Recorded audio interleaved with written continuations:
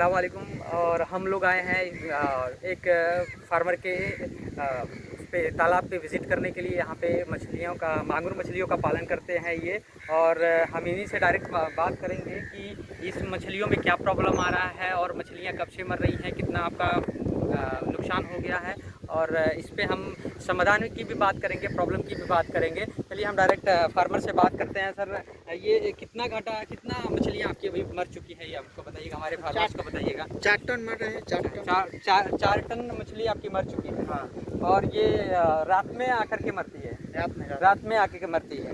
तो आप लोगों को, फार्मर्स को मैं ये जानकारी देना चाहूँगा कि ये मछलियाँ रात में क्यों मरती है। इसका सबसे बड़ा कारण होता है कि नॉलेज की कमी। हम कितने स्पेस में कितना बच्चा डालेंगे और एक बच्चे के 1 केजी वेट के लिए कितना ज़्यादा स्पेस चाहिए, ये हमें जानना ज़रूरी होता है। अगर क्राउडिंग ज़्यादा हो, मछलियाँ ज़्यादा आएंगी। तो एक बात आप जानें कि अगर क्राउडिंग ज़्यादा होगी तो उसके, अब जैसे कि हम एक कमरे में बैठे रहते हैं तो उसमें एक कमरा छोटा सा ले लीजिए, ऐसा एग्जांपल समझिए। एक कमरा छोटा सा ले लीजिए, जिसमें अगर जितनी भीड़ बढ़ेगी उतना ज़्यादा सांस की प्रॉब्लम आती है, हमारी ऑक्सीजन लेवल की कमी आती है। उसी तरह से मछलियों का भी होता है। अब कम स्पेस में ज़्यादा मछलियाँ आप डालेंगे, ज़्यादा बच्चे डालेंगे, तो आप ये समझ सकते हैं उनको सांस लेने में ऑक्सीजन लेवल की कमी आती है।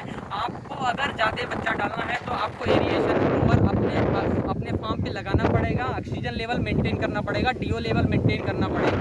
तो रात में मरने का सबसे बड़ा कारण होता है कि रात में पूरा इकोसिस्टम रेस्पिरेशन मोड में रहता है और उस समय कार्बन डाइऑक्साइड अगर आपके उसमें है, जो प्लांक्टन है, फाइटोप्लांक्टन है, नेचुरल फीड है, वो भी वो क्या नाम है, ऑक्सीजन कार्बन डाइऑक्साइड रिलीज करती है, उससे भी मछलियों को प्रॉब्लम होती है। और अगला एक कारण और भी है कि मछलियाँ, मांगुर मछलियाँ की बात करें, बेसिकली मांगुर मछली जो होती है, मांगुर मछली मांसाहारी होती है। तो मांसाहारी जो चीज़ें खाती हैं उसमें प्रोटीन ज़्यादा, अमीनो एसिड लेते हैं, उसकी वजह से वो ज़्यादा से ज़्यादा अमोनिया रिलीज करते हैं। तो इसकी वजह से इन मछलियों के पालन में बहुत ज़्यादा पानी में अमोनिया, नाइट्रेट, हाइड्रोजन